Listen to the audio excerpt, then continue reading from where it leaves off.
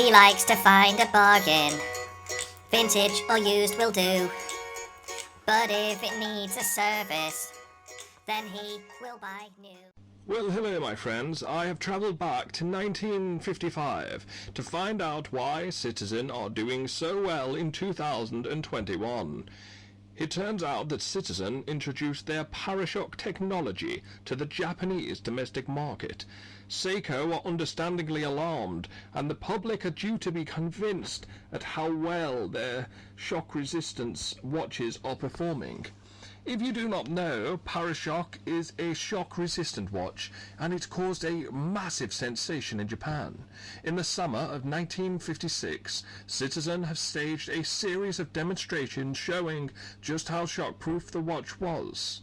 Whilst thousands of people looked on, Citizen dropped the watch from a helicopter no less. Amazingly, the watch survived the fall and it just kept on ticking. That's because Parashock was equipped with a patented Citizen safety device that protects the sensitive pivots of the balance. Citizen dropped the Parashock from helicopters in front of the Kyoto train station, at baseball games, at football games, and other venues all around Japan. The watch worked every single time. All of these different stunts were marketing triumphs and boosted the public's awareness and trust in Citizen as a watchmaker. Perhaps this is why they're doing so well in 2021.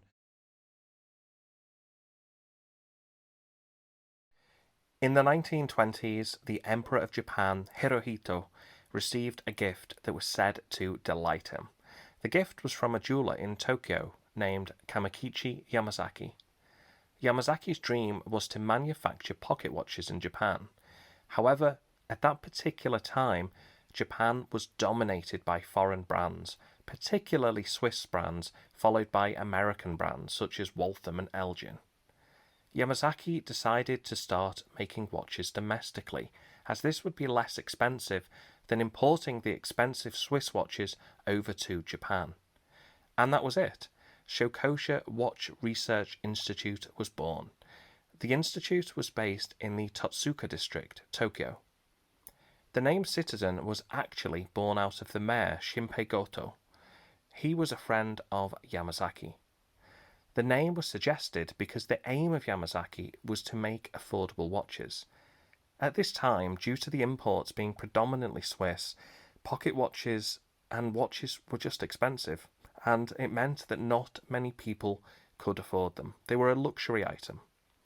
Goto had a vision that with the watches being produced domestically, and this leading to a cost saving, every citizen would be able to enjoy and benefit from the timepieces developed at the Institute.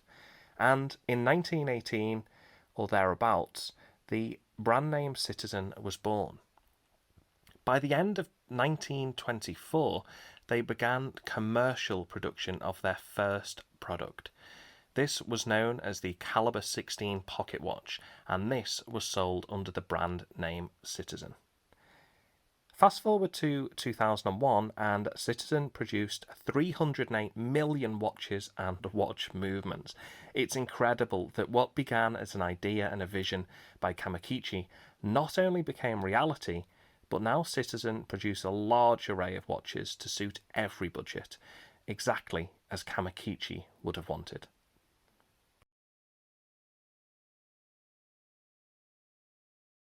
Today we're looking at an automatic diver from Citizen, the NY0040. This is a watch I've lusted after for a long time, and it's only now I've actually managed to get hold of one. This came on the rubber strap, as you'll see elsewhere in this video. However, I have replaced this with the official Promaster bracelet from Citizen.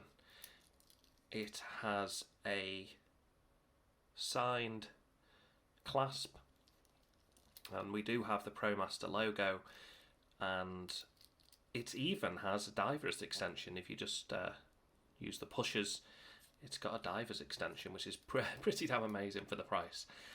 However, we will come back to that a little bit later on. First and foremost, let's get some dimensions out of the way. Case diameter, we're looking at 41.5 millimeters. Thickness of the case, we are looking at 12, so it's actually not too bad really for an automatic. Lug to lug, we are looking at 48mm, and then the crown diameter itself is 5.5mm. Now, if you can notice, the crown actually, it's kind of like a soup bowl almost. It's kind of like a satellite dish. It actually sort of dips in there, which is quite nice. I actually quite like that. I don't see that on too many watches, but that does make quite a nice style kind of icon, because the rest of the watch, I guess you could say, is quite 90s inspired. I happen to like it. I think that's a good thing. I don't think it's a bad thing, and I'm sure you won't either.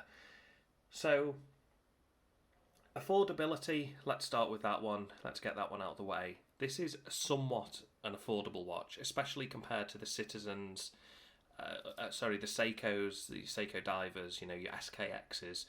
Now, when we talk about the Seikos, I'm referring to the older SKX, the one that's now discontinued. That is the watch that frequently gets put up against this one. I happen to think this is significantly better. Why? Because let's start with the movement. The movement in this is a Miyota 8203. Now, that particular movement, I have been getting phenomenal times with this one, phenomenal accuracy.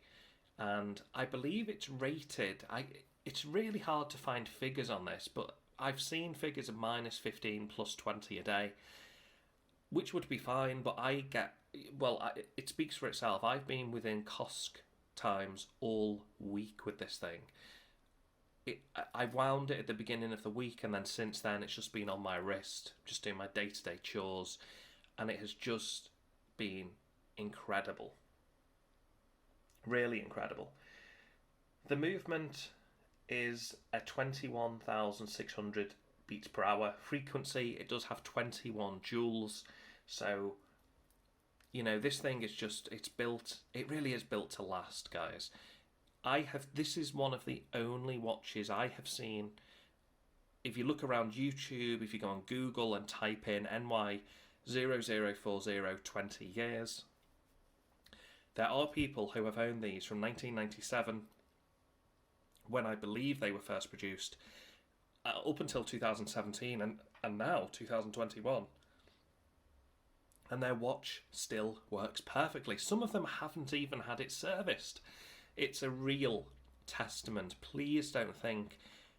there are some people who think, can a Miyota be very good? Miyotas are, in my experience, they are absolutely incredible. And this may be one of the pick of the bunches. It's a really great movement, super accurate, and it just goes and goes.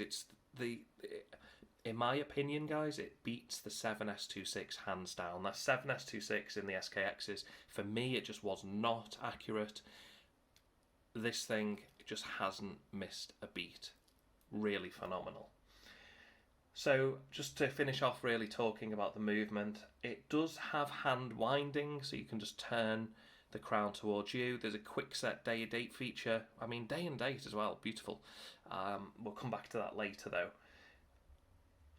Self-winding, so, you can either wind it every day, or you can just do what I do, wound it once when I first got it, and then just use it day to day, and it should be fine. Another thing we kind of need to talk about really with this one is just very briefly, the Italian military actually used this watch, although they sort of modified how it looks. They didn't modify the movement, everything else was just the same. So that's really testament, the fact that this has been used in a military setting. I mean, absolutely wonderful. It just adds to the watch. So, again, we mentioned 200 meters, ISO certified diver. We've got a 60 click rotational bezel. And I'm sure many people mention this on YouTube, but this bezel is just so easy to turn. These grooves, they're so grippy. They're really grippy. And something that's really amazing?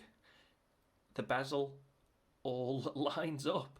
I know, for those of us who have bought Seikos for so long and we've had misaligned chapter rings, you definitely see better quality control within Citizens. I really do believe that.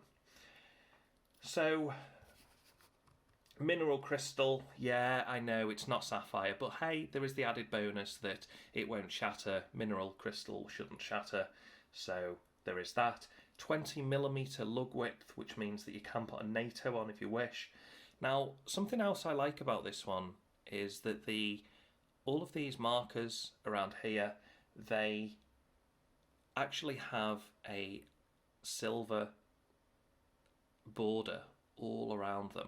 Now, the reason I like this is because on the SKX, the original SKX, they didn't. Now, I find because the hands, the hour hand, the minute hand, because they are outlined in silver, it just finishes off the watch, and when it catches the light, yeah, it's almost a work of art. It's almost, that symmetry.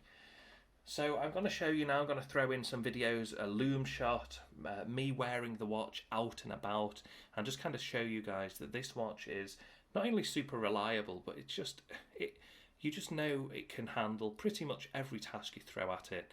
It's a great wear, whether you are out in public, in a work setting. It really is an all-rounder. It's one of the first watches that it's really difficult, and believe me, I'm trying, really difficult to fault it.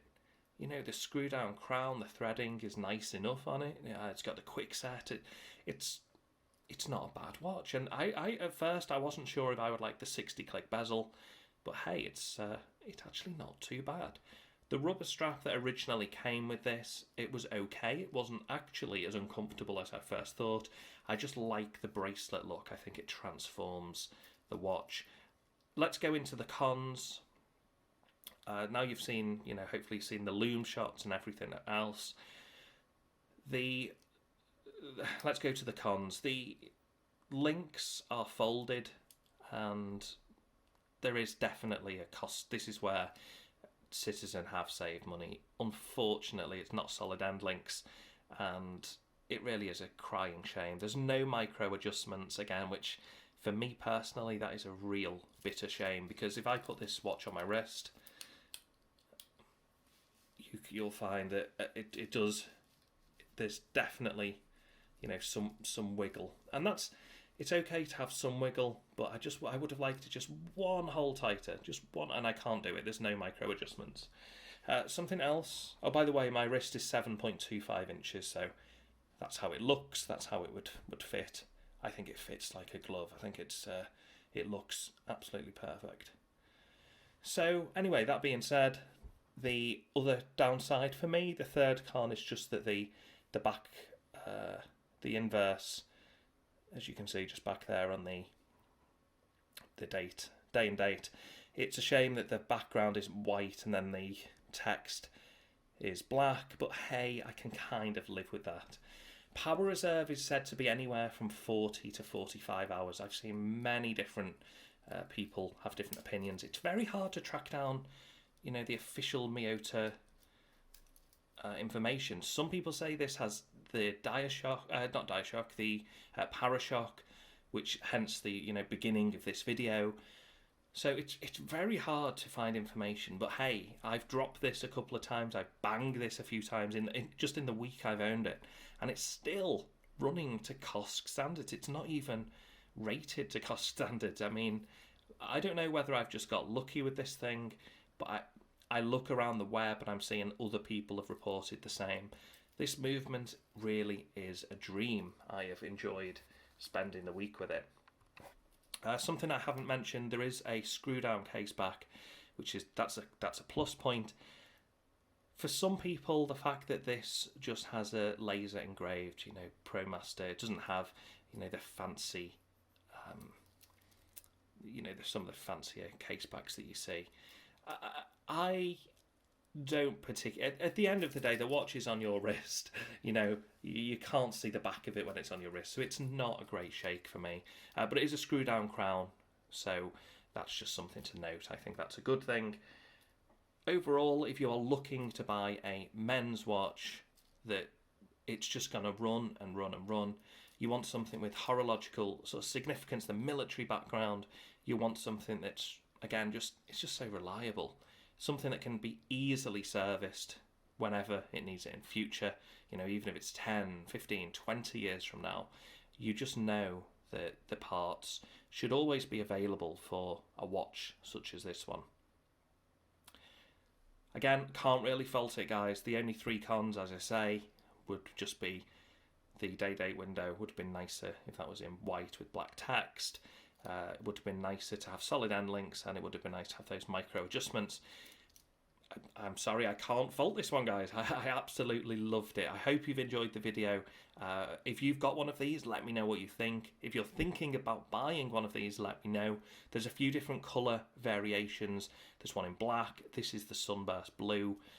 There is one where the entire dial is actually it's loomed. Really interesting stuff. Anyway, drop me a comment, drop me a like below. Let me know what you think in the comments. Okay, thanks guys. Take care.